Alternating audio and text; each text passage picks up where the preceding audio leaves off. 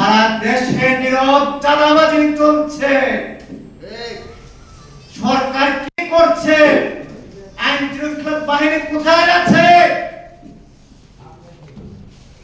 গত কয়েকদিন আগে চট্টগ্রামের ফটিকছড়িতে সপ্তম শ্রেণীর শিশু সন্তানকে যেভাবে ব্রিজের সাথে বেঁধে শত শত মানুষের সামনে হত্যা করা হলো, কিন্তু কোন সমাজ, রাষ্ট্র, কোন আইন শৃঙ্খলা বাহিনী সেই ছেলেটিকে বাঁচানোর জন্য এগিয়ে আসেনি।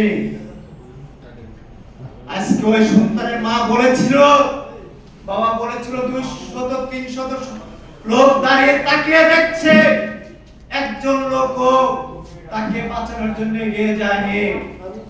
আজকে আমার কান্না হচ্ছে।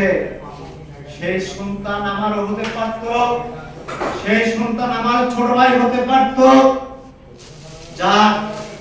যাকে সাপে কামড়ায় সেই ব্যক্তি বুঝতে পারে সাপের কি জ্বালা।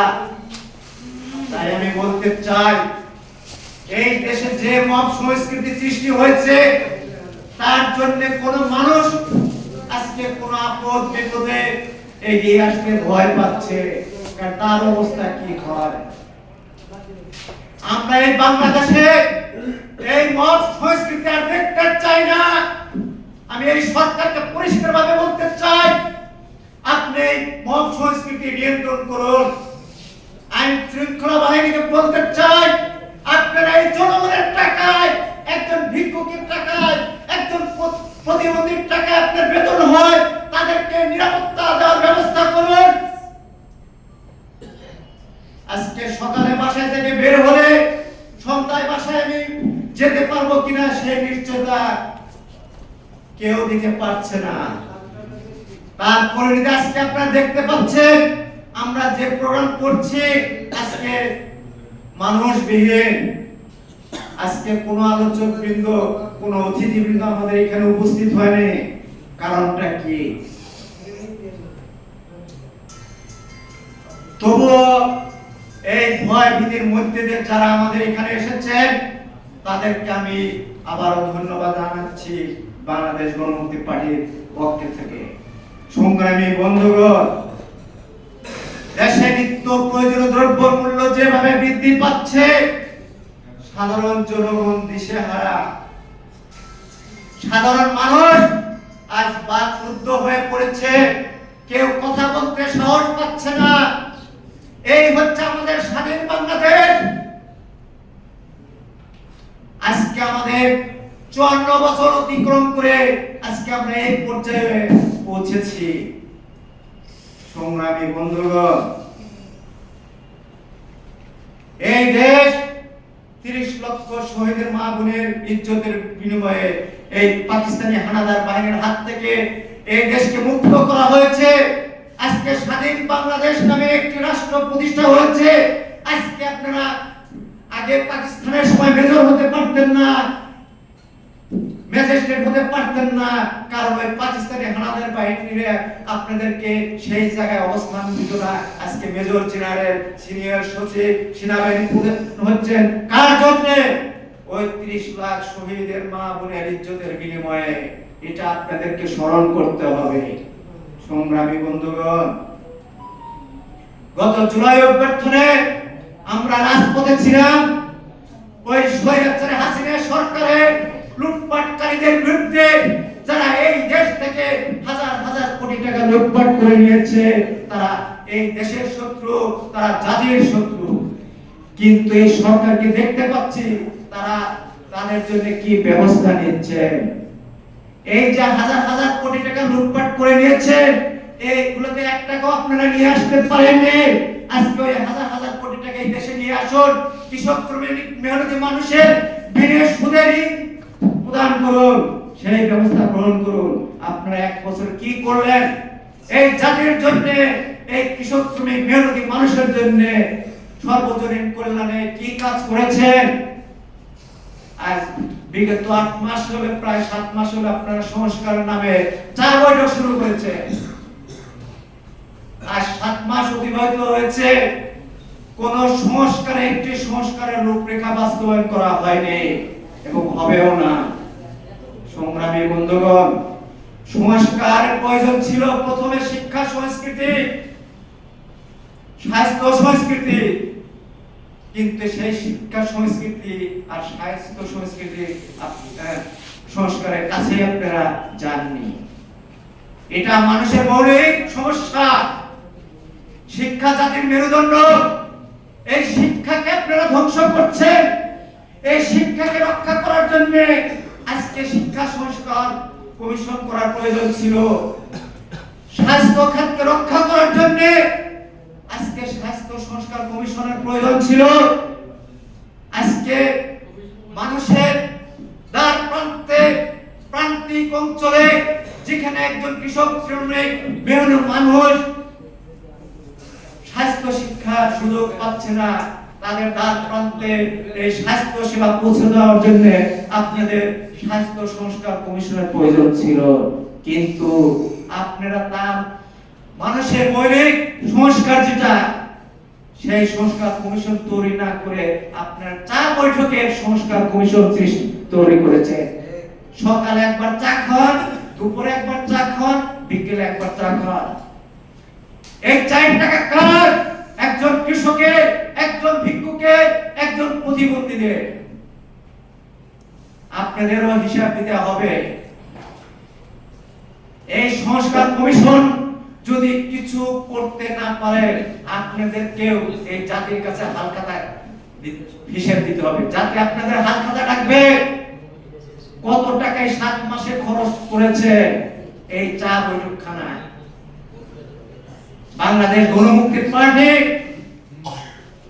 সব সময় রাজপথে আছে, কৃষক শ্রমিক মেহনতি মানুষের পাশে আছে, জনগণের রাজনীতির জন্য আছে। আমি যখন বাংলাদেশ গণমুক্তি পার্টির জন্য আত্মপ্রকাশ করার জন্য বিভিন্ন রাজনৈতিক দলে দাওয়াত দিতে গিয়েছি, তখন আমাকে প্রশ্ন করেছিল, আপনার কি বাংলাদেশে এত দল আছে, আপনার কি একটা দলেরও পছন্দ হয় না? আমি বলেছিলাম এক কথায় যে না, কারণ বামরা চলে এক প্রান্তে আর ডান্ডা ইসলামিক দলগুলো চলে আরেক প্রান্তে। আর গণতন্ত্রের নামে তো একটা ধোঁকাবাজি সারা বিশ্বে চলছে। এই গণতন্ত্রকে ব্যবহার করে এই পুঁজিবাদী গণতন্ত্র, এই উদার গণতন্ত্র, এই ধনিকবাদী গণতন্ত্র আজকে কৃষক শ্রমিককে গলা টিপে হত্যা করছে তাদের স্বার্থ রক্ষার জন্য। এই 10% লোকের জন্য সারা বিশ্বে এই উদার গণতন্ত্র প্রতিষ্ঠিত হয়েছে। সারা বিশ্বে প্রকৃত গণতন্ত্র প্রতিষ্ঠা করতে হলে অধ্যাপক আবুল কাসেম ফজলুল হক প্রণীত 28 দফা সর্বজনীন গণতন্ত্র সারা বিশ্বে কায়েম করতে হবে। আমি 23 সালের 6 অক্টোবর অধ্যাপক আবুল কাসেম ফজলুল হক স্যার প্রণীত 28 দফাকে আমরা সর্বজনীন গণতন্ত্র হিসেবে রূপদান করেছি। তাই আমরা বাংলাদেশ গণমুক্তি পার্টি মনে করে বর্তমানে সারা বিশ্বে যে গণতন্ত্র চলছে, এই গণতন্ত্র হচ্ছে একটি কৃষক শ্রমিক মানুষের নির্যাতিত নিপীড়ন করার একটি প্রক্রিয়া। এই গণতন্ত্রে এই 90% লোককে শোষণ করছে। এই গণতন্ত্র 90% লোকের জনগণের পকেট লুটপাট করে খাচ্ছে। তারা আজকে আমেরিকা, তারা অস্ট্রেলিয়া, তারা কানাডা বেগম বাড়ি বানিয়েছে। আমি সাইফুজ্জামান চৌধুরী সাহেবকে আগে শ্রদ্ধা করতাম, কারণ উনি ভূমি মন্ত্রণালয়ের জন্য যে কাজ করছে তাই জাতির জন্য মঙ্গলজনক। কিন্তু প্রথম আলোর রিপোর্টে দেখতে পেয়েছে উনি প্রায় 350-এর উপর বাড়ি করেছেন বিদেশে। আমাদের স্বপ্নেও আসে না একজন মানুষ একটি বাড়িতে উনি এক রাতে ঘুমাতে পারবে না, তাও তার 5 বছর লাগবে। এত বাড়ি কি প্রয়োজন? এই অর্থ কার কাছ থেকে নেওয়া হয়েছে? ওই ভূমি মন্ত্রণালয়, ওই ভূমি অফিস একটা খাজনা দিতে গেলে যে টাকা দিতে হয়, একটা মিউটেশন নাম জারি করতে হলে যে খরচ করতে হয়, এই প্রান্তিক জনগণ দিনের পর দিন, মাসের পর মাস ধর্ণা দিয়ে এই কাজগুলো করতে হয়। এই টাকা ওই ভূমি অফিস থেকে একবার ভূমি মন্ত্রণালয় পর্যন্ত পৌঁছে যায়। এই টাকা কৃষক শ্রমিক মেহনতি মানুষের টাকা। আজকে আপনি কোথায় আছেন? আমরা বাংলাদেশে আছি, আমরা ডাল ভাত খাই, আলু ভর্তা দিয়ে ভাত খাই, আমরা কৃষক শ্রমিক, আমরা রাতে ঘুমাতে পারি। আজকে আপনারা টাকার বস্তার উপরে আপনারা ঘুমাতে পারেন না। এই হচ্ছে আমাদের সুখ, শান্তি, বিলাসিতা। সংগ্রামী বন্ধুগণ, আজকে বাংলাদেশ গণমুক্তি পার্টি আপনাদেরকে আহ্বান করছে বাংলাদেশে একটি সুষ্ঠু, সুন্দর এবং সর্বজনীন কল্যাণের জনগণের একটি রাজনৈতিক দল হিসেবে বাংলাদেশ গণমুক্তি পার্টি গড়ে উঠতে চায়। আমরা আপনাদের সহযোগিতা কামনা করছি এবং বলতে চাই, বাংলাদেশ গণমুক্তি পার্টি কোন আমেরিকান সাম্রাজ্যবাদীদের দালাল না, ভারতের দালাল না, পাকিস্তানের দালাল না, রাশিয়ার দালাল না, চীনের দালাল না। একমাত্র দালাল এই বাংলাদেশের কৃষক শ্রমিক আপামা জনসাধারণের দালাল। বাংলাদেশের জনগণের প্রতিনিধি হিসেবে কাজ করতে চায়, যা গত 54 বছর বিগত হয়েছে এই দেশে গণতন্ত্রের রাজনীতি, জনগণের রাজনীতি প্রতিষ্ঠিত হয়নি। সংগ্রামী বন্ধুগণ, আজকে আমরা তিলে তিলে আগাচ্ছি। ছোট ছোট বালুকণা থেকে মরুভূমির সৃষ্টি হয়েছে, ছোট ছোট বৃষ্টির পাথরের ঝর্ণা থেকে সাগর, মহাসাগর রূপান্তরিত পরিণত হয়েছে। আজকে আপনারা আমাদেরকে পাগল বলতে পারেন, অবহেলা করতে পারেন, আমরা বিশ্বাস করি এই বাংলাদেশ গণমুক্তি পার্টি একদিন বাংলাদেশের প্রকৃত রাজনৈতিক দল হিসেবে প্রতিষ্ঠিত হবে। সংগ্রামী বন্ধুগণ, আজকে আমরা দেখতে পাচ্ছি বৈষম্য বিরোধী আন্দোলনে যে 1400 লোক নিহত হয়েছিল, যাদের রক্তের বিনিময়ে এই অন্তর্বর্তী সরকার প্রতিষ্ঠিত হয়েছে। অথচ 5 আগস্ট গণঅভ্যুত্থান দিবসে সে কেউ হানিমুন করতে গিয়েছে, কক্সবাজারে কেউ হানিমুন করতে গিয়েছে, আর আমাদের মতো লোকরা মানিক মিয়া বিরুদ্ধে পড়ে আছে। 1400 রক্তের বিনিময়ের সাথে তারা বেঈমানি করেছে, বিশ্বাসঘাতকতা করেছে। সংগ্রামী বন্ধুগণ, আজকে যদি ওই আবু সাহেব মৃত্যু না হতো, দেশে আরেকটা ইতিহাস সৃষ্টি হতো। আজকে সেই আবু সাহেবের পরিবারকে ওই 5 আগস্ট গণঅভ্যুত্থান দিবসে দাওয়াত দেওয়া হয় নাই, তাদের পরিবারের একজন সদস্যকে ওই অনুষ্ঠানে আনা হয়নি। অথচ ওই আবু সাইদের রক্তের বিনিময়ে আপনারা আজকে সরকারে প্রতিষ্ঠিত হয়েছে, আসীন হয়েছেন। সংগ্রামী বন্ধুগণ, আমাদের দেশের একটি অভ্যাস আছে, এরা অতীতকে ভুলে যায়, কিন্তু অতীত থেকে শিক্ষা নিতে হয় বর্তমান, বর্তমান থেকে শিক্ষা নিতে হয় ভবিষ্যৎ। আপনাদের স্মরণ করতে হবে, শেখ হাসিনা টানা 4 বারের প্রধানমন্ত্রী হয়ে যেভাবে এই দেশ থেকে পালিয়ে যেতে বাধ্য হয়েছে, এটা আপনাদের স্মরণ রাখতে হবে। এই বাংলাদেশ, এই বাঙালি জাতি 1952 সালে ওই পাকিস্তানের বিরুদ্ধে ভাষা আন্দোলনে উর্দু ভাষা পাহাড় চাপিয়ে দিয়েছিলেন, কিন্তু এই বাঙালি জাতি ওই 52 সালে রক্ত দিয়ে, ওই সালাম বরকত শহীদ, সেই রক্ত দিয়ে বাংলা ভাষাকে আজকে প্রতিষ্ঠিত করেছে। যে বাংলা ভাষায় আমরা কথা বলতে পারছি, সেই 52 সালে আজকে সালাম শহীদ বরকত ভাইদের কথা আমরা স্মরণ করছি না। আজকে 71কে আমরা মুছে ফেলছি, যে 71-এ 30 লাখ শহীদের রক্তের বিনিময়ে এই পৃথিবীর মানচিত্রে বাংলাদেশ একটি স্বাধীন রাষ্ট্র হিসেবে প্রতিষ্ঠিত হয়েছে।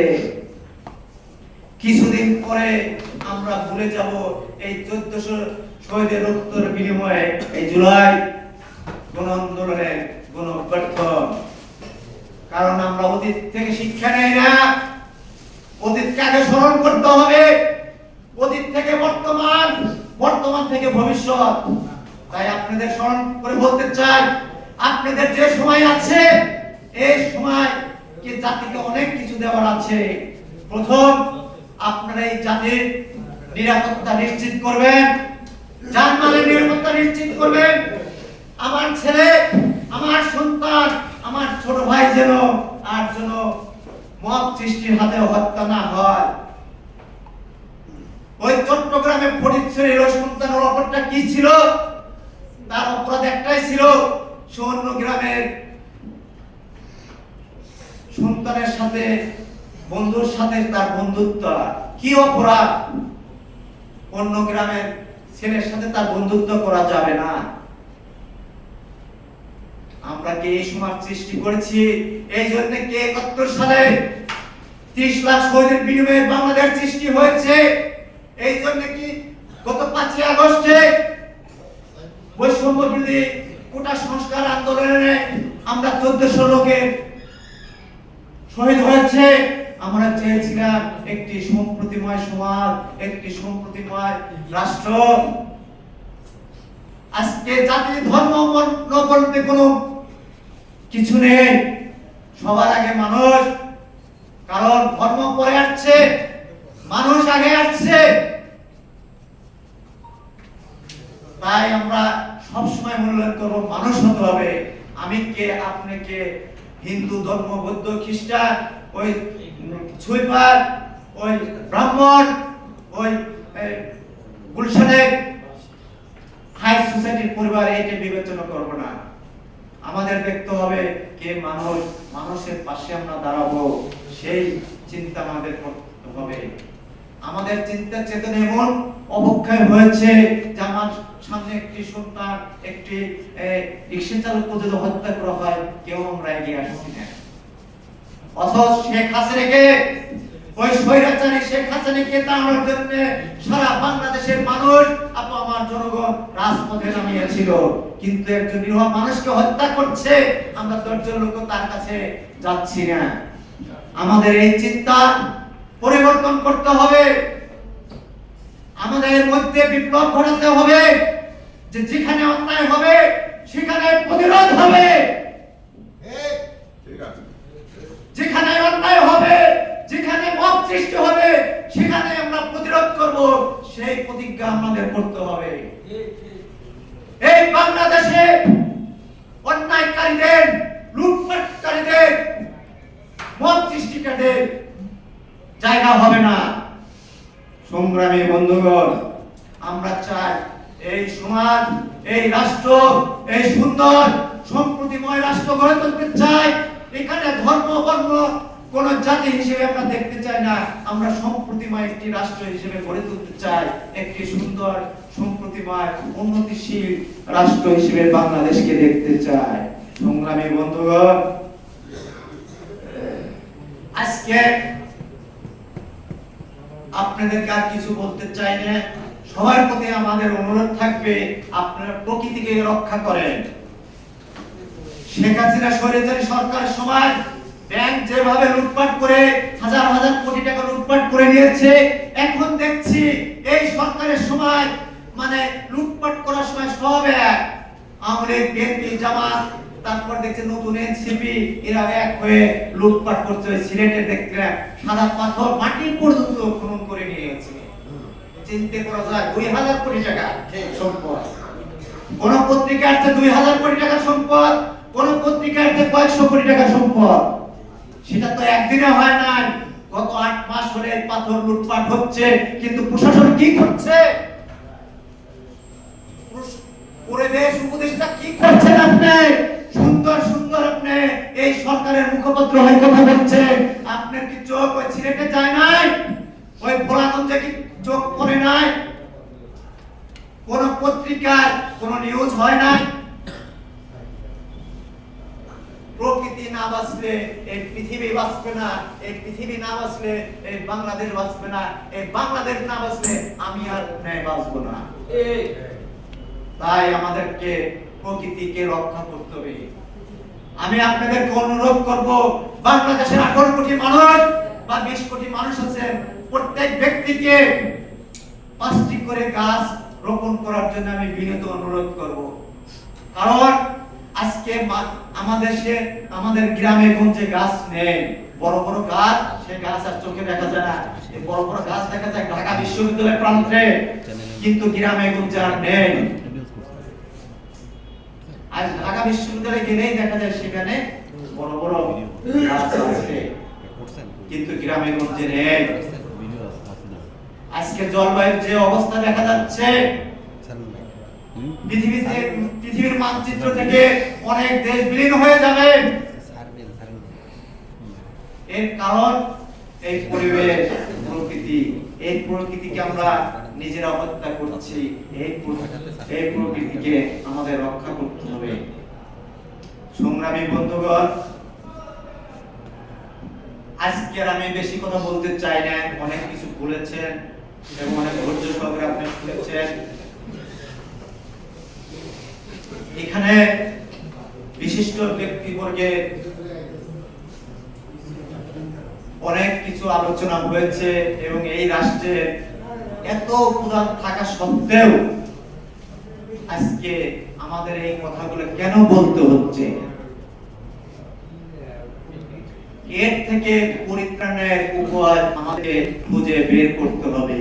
এই দেশ, এই রাষ্ট্র, এই জাতিকে আমরা সুন্দর হিসেবে কিভাবে গড়ে তুলতে পারি তার একটা উপায় আমাদের খুঁজে বের করতে হবে। সংগ্রামী বন্ধুগণ, রাজনীতিতে হতাশার কোনো জায়গা নেই, আমি দৃঢ়ভাবে বিশ্বাস করি। সেই লক্ষ্যে বাংলাদেশ গণমুক্তি পার্টি কাজ করে যাচ্ছে। টেকনাফ থেকে তেতুলিয়া পর্যন্ত এই বাংলাদেশ গণমুক্তি পার্টির 28 দফা সর্বজনীন গণতন্ত্র রূপরেখা আমরা 68,000 গ্রামে পৌঁছে দেওয়ার জন্য কাজ করছি। আমাদের রাজনীতি শুধু বাংলাদেশের 18 কোটি মানুষের জন্য নয়, আমাদের রাজনীতি আমাদের 28 দফা বিশ্বের গণমুক্তির জন্য 700 কোটি মানুষের জন্য আমাদের এই রাজনীতি। আমি বলতে চাই, বাংলাদেশ গণমুক্তি পার্টির এই আদর্শ, এই দর্শন কার্ল মার্কসের মতো সারা বিশ্বের প্রত্যেকটা রাষ্ট্রে একজন করে হলেও সদস্য হবে, সেই আশা নিয়ে আমি কাজ করছি। কারণ আমরা গণমানুষের কথা বলি, আমরা প্রান্তিক জনগণের কথা বলি। কারণ বিশ্বের যে গণতন্ত্র চলছে, এই গণতন্ত্রে বিশ্বে শান্তি আসবে না। বিশ্বের যে জাতিসংঘ চলছে, এই জাতিসংঘ একমাত্র বাংলাদেশ গণমুক্তি পার্টি এর বিলুপ্তি চায়। আমরা বলেছি এই জাতিসংঘ বিলুপ্ত করেন, রাষ্ট্রসংঘ প্রতিষ্ঠা করেন। আজকে গাজায় হাজার হাজার প্রতিদিন শত শত শিশু হত্যা করা হচ্ছে, কিন্তু ওই জাতিসংঘ কি করছে? ওই আমেরিকা কি করছে? আমেরিকা নাক গলার জন্য বাংলাদেশে আসছে নির্বাচন কিভাবে হবে কি হবে না। আমাদের রাজনীতি আমরা করব, আমাদের নির্বাচন আমরা করব। আমেরিকা এখানে নাক গলানোর অধিকার নেই। আজকে গাজায় হাসপাতালে, স্কুলে, কলেজে কোথায় নিরাপদ একটি জায়গা নাই, সব জায়গায় নৃশংসভাবে হত্যা চলছে। সূর্য ওঠার থেকে শুরু করে সূর্য ডোবার পূর্ব পর্যন্তই দেখতে পাচ্ছি নির্দ্বিধায় নির্মমভাবে বোমা মারছে। কোথায় ইসলাম? কোথায় ইসলামিক সংগঠন? এই ইসলামিক সংগঠনগুলো ইসলামের নামে ব্যবসা করে ইসলামের প্রকৃত কথা বলে না। আজকে গাজাবাসীর সামনে, গাজাবাসীর পাশে কোন ইসলামিক সংগঠনকে কথা বলতে দেখি না। একমাত্র বাংলাদেশ গণমুক্তি পার্টি 24 সালে মানব স্মারকলিপি প্রদান করেছিল প্রধানমন্ত্রীর কার্যালয়ে। আজ যদি শেখ হাসিনা সেই স্মারকলিপি কার্যকরী করত, আজকে শেখ হাসিনার এই পতন হতো না। আমি বলেছিলাম বাংলাদেশের 18 কোটি মানুষ, প্রত্যেকটা মানুষ ওই গাজাবাসীর জন্য 10 টাকা করে দিবেন। আমি বাংলাদেশ মানুষের জাতির কাছে আহ্বান করেছিলাম ওই সময় প্রত্যেক ব্যক্তি 10 টাকা করে গাজাবাসীর জন্য অনুদান দিবেন। তাহলে 10 টাকা করে দিলে 180 কোটি টাকা শুধু গাজাবাসীর জন্য অনুদান হতো। তাহলে শিক্ষা, চিকিৎসার ব্যবস্থা হতো, খাদ্য নিবারণের ব্যবস্থা হতো, ওষুধ কেনার ব্যবস্থা হতো। কিন্তু সেটা ওই শেখ হাসিনা স্বৈরাচারী সরকার আমার সেই স্মারক গ্রহণ করে নাই, স্মারকলিপি গ্রহণ করে নাই, প্রত্যাখ্যান করেছে। এবং ওই সময় দেখেছি বিএনপি সহ প্রত্যেকটি দল, রাজনৈতিক দল ওই গাজাবাসীর পক্ষে কথা বলে নাই, ইসরায়েলের পক্ষে তারা দাঁড়িয়েছে। কারণ গাজাবাসীর পক্ষে কথা বললে ওই আমেরিকা এদেরকে ক্ষমতায় নিয়ে আসবে না। আপনাদেরকে এতই ক্ষমতার লোভ, একটা জাতিকে নির্মমভাবে হত্যা করছে, পৃথিবী থেকে নিশ্চিহ্ন করে দিচ্ছে, তার জন্য কথা বলবেন না এই ক্ষমতায় যাওয়ার জন্য? এর জন্য কি রাজনীতি? রাজনীতি হবে জনগণের রাজনীতি, রাজনীতি হবে কৃষক, শ্রমিক, মেহনতি মানুষের সর্বজনীন কল্যাণের রাজনীতি, তাকেই বলে রাজনীতি। আজকে রাজনীতিবিদদের ঘৃণা করে কেন? আমি বলেছি এই ঘৃণাকে প্রতিরোধ করার জন্য, যাতে ঘৃণা শব্দটাই রাজনীতিবিদদের না করে, তার জন্য আমি সুষ্ঠু, সুন্দর এবং সুশৃঙ্খল রাজনীতি গড়ে তুলতে চাই। সংগ্রামী বন্ধুগণ, বাংলাদেশ গণমুক্তি পার্টি আগামী দিন দেখতে পাচ্ছে ত্রিমুখী যুদ্ধের একটা রূপরেখা। সামনের নির্বাচনকে সামনে রেখে ত্রিমুখী যুদ্ধের একটা রূপরেখা মানে দৃশ্য দেখতে পাচ্ছে। সেটা হচ্ছে বিএনপি মোনার যে জোটগুলো আছে তারা একপন্থী, আর এনসিপি ইসলামিক দলগুলো একপন্থী, আর সরকার একপন্থী। এখন আমি সরকারকে অনুরোধ করব আপনার কাছে, যাতে অনেক আশা প্রত্যাশা করছে একটি সুন্দর, সুষ্ঠু, সর্বজনীন গ্রহণযোগ্য নির্বাচন। আপনি এই বাংলাদেশে কোন রাজনৈতিক দলের কথা শুনবেন না, আপনি শুনবেন জনগণের কথা। জনগণ চাচ্ছে সুষ্ঠু, সুন্দর একটি অবাধ, নিরপেক্ষ, সর্বজনীন গ্রহণযোগ্য একটি নির্বাচন। যে নির্বাচনের মাধ্যমে যে দলই জিতবে তাকে আমরা সহৃদয়ে গ্রহণ করব, সেই রাষ্ট্র পরিচালনা করবে। কারণ গণতান্ত্রিক ধারায় রাষ্ট্র পরিচালনা না করলে এই দেশ, এই জাতি স্থিতিশীল হবে না, অস্থিতিশীল থেকে যাবে। আজকে জাতি অস্থিতিশীল থেকে রক্ষা করতে হলে